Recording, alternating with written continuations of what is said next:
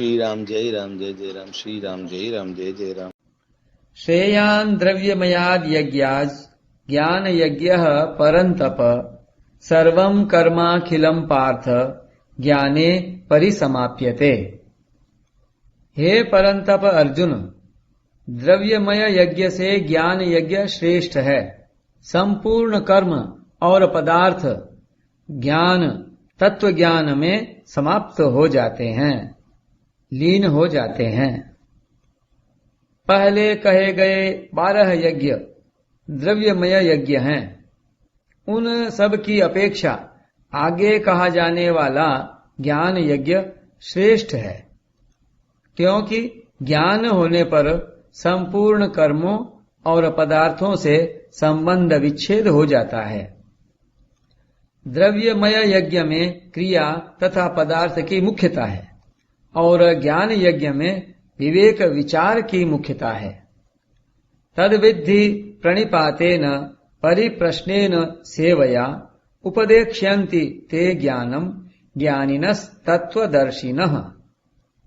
उस तत्व ज्ञान को तत्वदर्शी ज्ञानी महापुरुषों के पास जाकर समझ, उनको साष्टांग दंडवत प्रणाम करने से, उनकी सेवा करने से और सरलता पूर्वक प्रश्न करने से वे तत्वदर्शी अनुभवी ज्ञानी शास्त्रज्ञ महापुरुष तुझे उस तत्व ज्ञान का उपदेश देंगे। तत्व ज्ञान प्राप्त करने की प्रचलित प्रणाली का वर्णन करते हुए भगवान मानो यह कहना चाहते हैं कि केवल गुरु बनाने से ज्ञान की प्राप्ति नहीं होती और केवल शिष्य बनाने से गुरु का कर्तव्य पूरा नहीं होता। यदि कोई अनुभवी महापुरुष के पास जाकर उन्हें प्रणाम करे, अर्थात अपने आप को उनके समर्पित कर दे, उनकी आज्ञा के अनुसार काम करे और उनके सामने अपनी जिज्ञासा प्रकट करे, तो वे गुरु शिष्य का संबंध जोड़े बिना तत्व ज्ञान का उपदेश दे देंगे। जिससे तत्व ज्ञान का उपदेश लिया जाए उस महापुरुष का अनुभवी और शास्त्रज्ञ होना आवश्यक है। यदि वह अनुभवी तो हो पर शास्त्रज्ञ नहीं हो, तो जिज्ञासु की अनेक शंकाओं का समुचित समाधान नहीं कर पाएगा। यदि वह शास्त्रज्ञ तो हो पर अनुभवी नहीं हो, तो उसके वचन वैसे ठोस एवं प्रभावशाली नहीं होंगे जिनसे जिज्ञासु को बोध हो जाए। अनुभवी और शास्त्रज्ञ इन दोनों में भी महापुरुष का अनुभवी होना मुख्य है। अनुभवी महापुरुष के हृदय में शास्त्र स्वतः प्रकट होते हैं। अनुभवी संतों की वाणी से ही शास्त्र बनते हैं। उनकी वाणी स्वतः शास्त्र के अनुकूल होती है। यस् ज्ञात्वा न पुनर्मोह मेवं यास्यसि पांडव येन भूतान्यशेषेण द्रक्ष्यस्यात्मन्यथो मयि। जिस तत्व ज्ञान का अनुभव करने के बाद तू फिर इस प्रकार मोह को नहीं प्राप्त होगा। और हे अर्जुन, जिस तत्व ज्ञान से तू संपूर्ण प्राणियों को निश्शेष भाव से पहले अपने में और उसके बाद मुझ सच्चिदानंद घन परमात्मा में देखेगा। तत्व ज्ञान होने पर फिर मोह नहीं होता, क्योंकि वास्तव में मोह की सत्ता है ही नहीं। ना सतो विद्यते भावः। इसलिए तत्व ज्ञान एक ही बार होता है और सदा के लिए होता है। जैसे पृथ्वी पर दिन के बाद रात होती है, रात के बाद दिन होता है, परंतु सूर्य में रात आती ही नहीं। वहां नित्य निरंतर दिन से भी विलक्षण प्रकाश रहता है। ऐसे ही तत्व ज्ञान रूप सूर्य में मोह रूप अंधकार का प्रवेश कभी हुआ ही नहीं, है ही नहीं, होगा ही नहीं, हो सकता ही नहीं। मोह की सत्ता जीव की दृष्टि में है। परमात्मा के अंतर्गत जीव है, ममैवांशो जीव लोके, और जीव के अंतर्गत जगत है, ययेदम धार्यते जगत।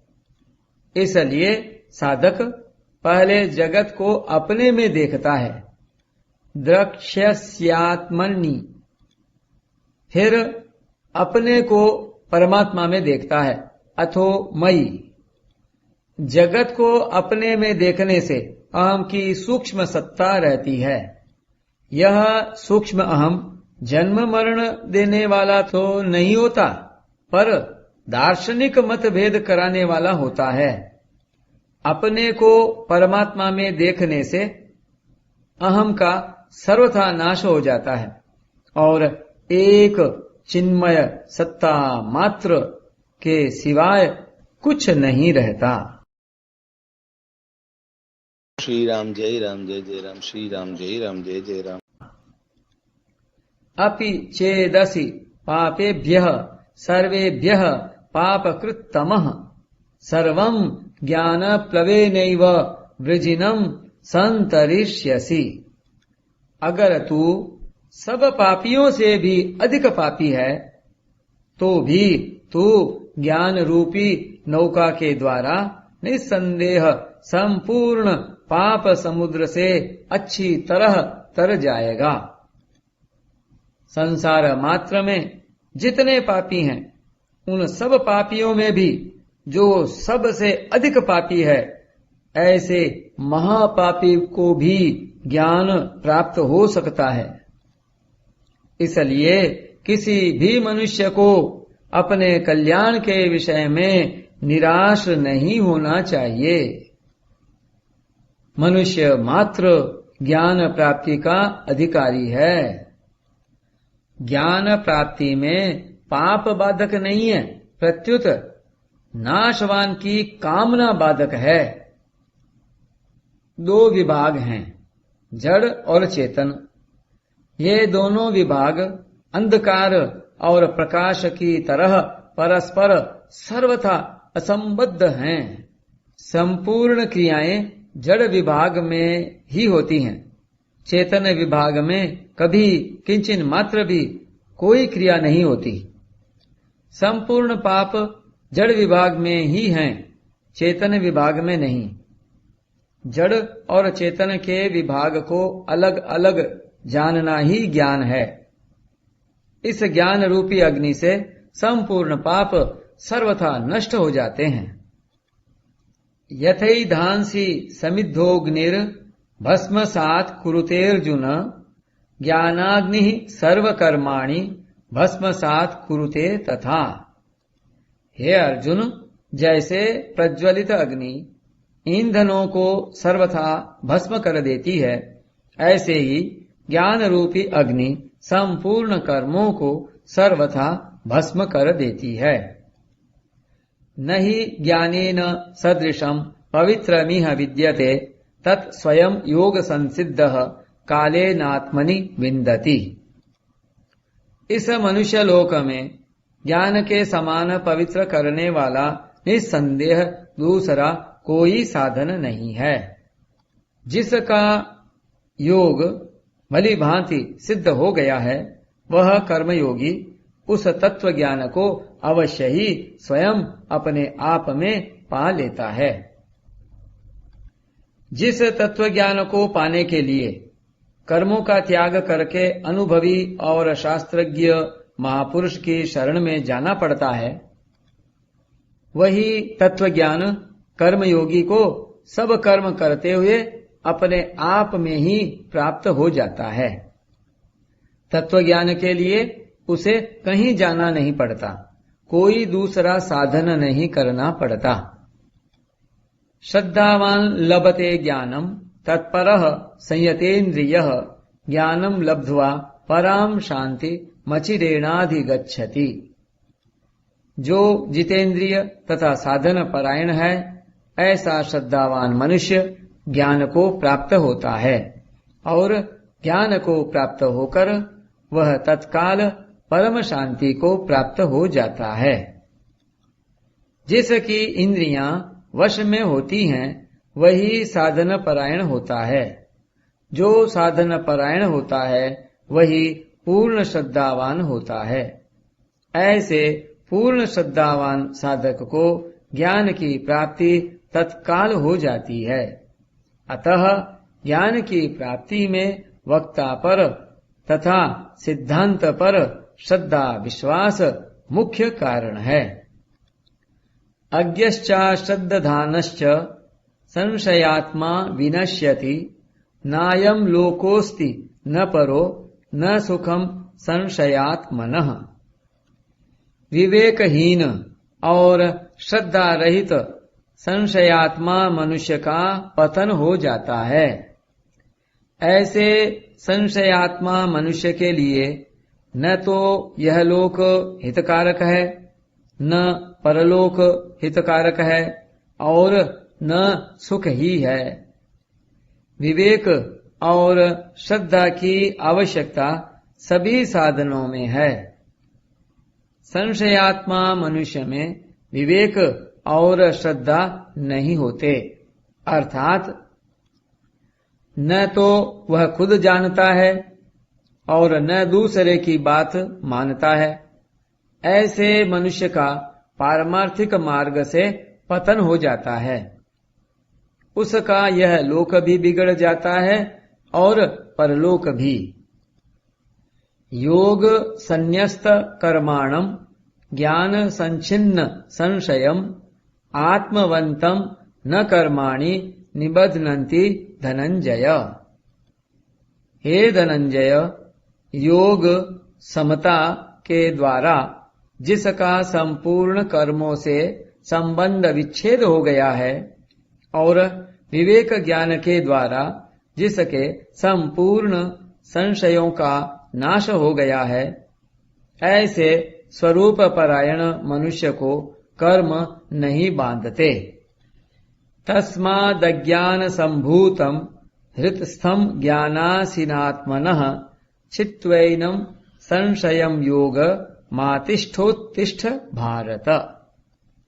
इसलिए हे भरतवंशी अर्जुन, हृदय में स्थित इस अज्ञान से उत्पन्न अपने संशय का ज्ञान रूप तलवार से छेदन करके योग समता में स्थित हो जा और युद्ध के लिए खड़ा हो जा। ओम तत्सदिति श्रीमद्भगवद्गीता सूपनिषत्सु ब्रह्म विद्यायां योग शास्त्रे श्री कृष्णार्जुन संवादे ज्ञान कर्म संन्यास योगो नाम चतुर्थोऽध्यायः। श्री राम जय राम जय जय राम, श्री राम जय राम जय जय राम। ब्रह्मार्पणम् ब्रह्म हविर् ब्रह्माग्नौ ब्रह्मणाहुतम् ब्रह्मैव तेन गंतव्यम् ब्रह्म कर्म समाधिना। जिस यज्ञ में अर्पण अर्थात जिससे अर्पण किया जाए वे श्रुक आदि पात्र भी ब्रह्म है। हव्य पदार्थ तिल जौ घी आदि भी ब्रह्म है और ब्रह्म रूप कर्ता के द्वारा ब्रह्म रूप अग्नि में आहुति देना रूप क्रिया भी ब्रह्म है।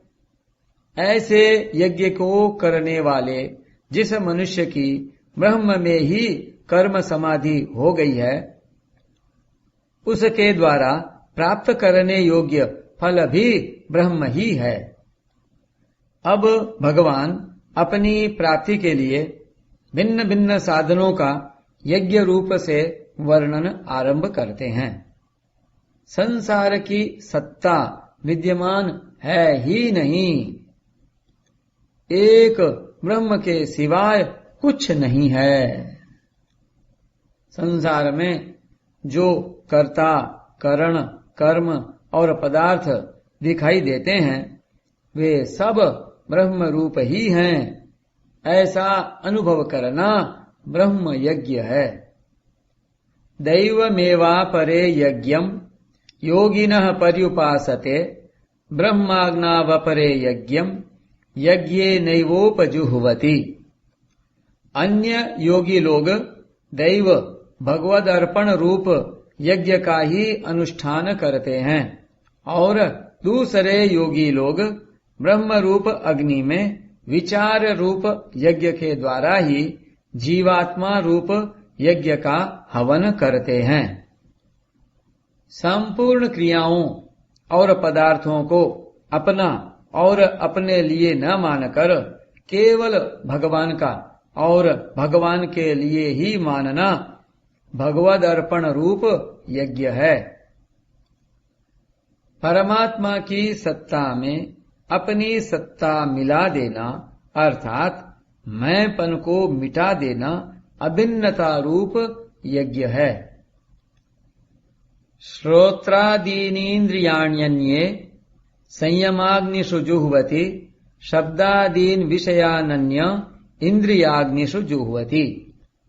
अन्य योगी लोग श्रोत्रादि समस्त इंद्रियों का संयम रूप अग्नियों में हवन किया करते हैं और दूसरे योगी लोग शब्दादि विषयों का इंद्रिय रूप अग्नियों में हवन किया करते हैं।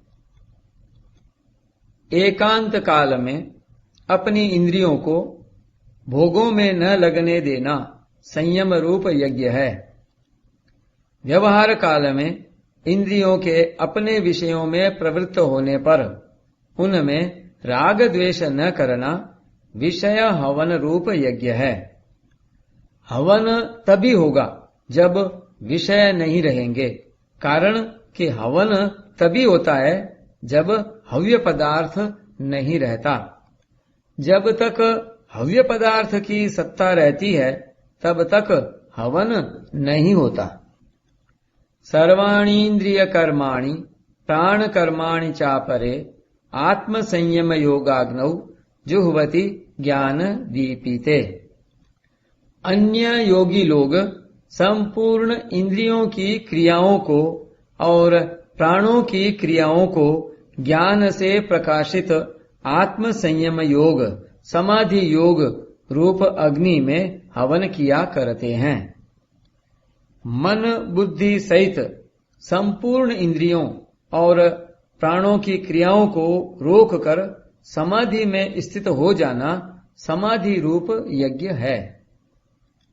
द्रव्य यज्ञास तपो यज्ञा योग यज्ञास तथा परे, स्वाध्याय ज्ञान यज्ञाश्च यतयः संशित व्रताः।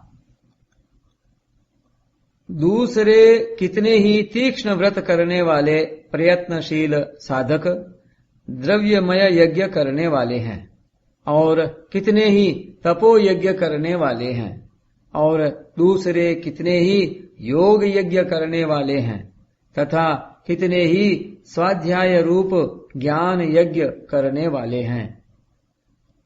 मिली हुई वस्तुओं को निष्काम भाव से दूसरों की सेवा में लगाना द्रव्य यज्ञ है।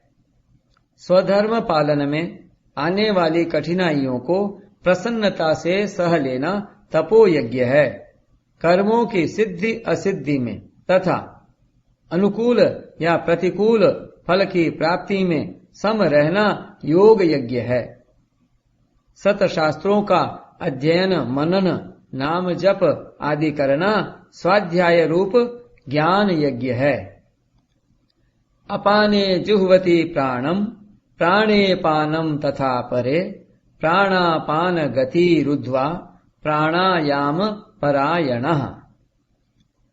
अपरे नियताहारः प्राणान् प्राणेषु जुह्वति, सर्वेप्येते यज्ञविदो यज्ञक्षपित कल्मषः। दूसरे कितने ही प्राणायाम के परायण हुए योगी लोग अपान में प्राण का पूरक करके, प्राण और अपान की गति रोक कर कुंभक करके, फिर प्राण में अपान का हवन रेचक करते हैं तथा अन्य कितने ही नियमित आहार करने वाले प्राणों का प्राणों में हवन किया करते हैं। ये सभी साधक यज्ञों द्वारा पापों का नाश करने वाले और यज्ञों को जानने वाले हैं। पूरक, कुंभक और रेचक पूर्वक प्राणायाम करना प्राणायाम रूप यज्ञ है। प्राण अपान को अपने अपने स्थान पर रोक देना स्तंभ वृत्ति चतुर्थ प्राणायाम रूप यज्ञ है। यज्ञ शिष्टामृत भुजो यान्ति ब्रह्म सनातनम नायम लोकोस्त्य यज्ञस्य कुतोन्यः कुरु सत्तम। हे कुरुवंशियों में श्रेष्ठ अर्जुन, यज्ञ से बचे हुए अमृत का अनुभव करने वाले सनातन परब्रह्म परमात्मा को प्राप्त होते हैं। यज्ञ न करने वाले मनुष्य के लिए यह मनुष्यलोक भी सुखदायक नहीं है, फिर परलोक कैसे सुखदायक होगा। एवं बहुविधा यज्ञा वितता ब्रह्मणो मुखे कर्मजान विद्धि तान सर्वा नेवं ज्ञात्वा विमोक्ष्यसे। इस प्रकार और भी बहुत तरह के यज्ञ वेद की वाणी में विस्तार से कहे गए हैं। उन सब यज्ञों को तू कर्मजन्य जान। इस प्रकार जानकर यज्ञ करने से तू कर्म बंधन से मुक्त हो जाएगा। जिसने कर्म करते हुए भी उससे निर्लिप्त कर्तृत्व फलेच्छा रहित रहने की विद्या को जान लिया है, वह कर्म बंधन से मुक्त हो जाता है।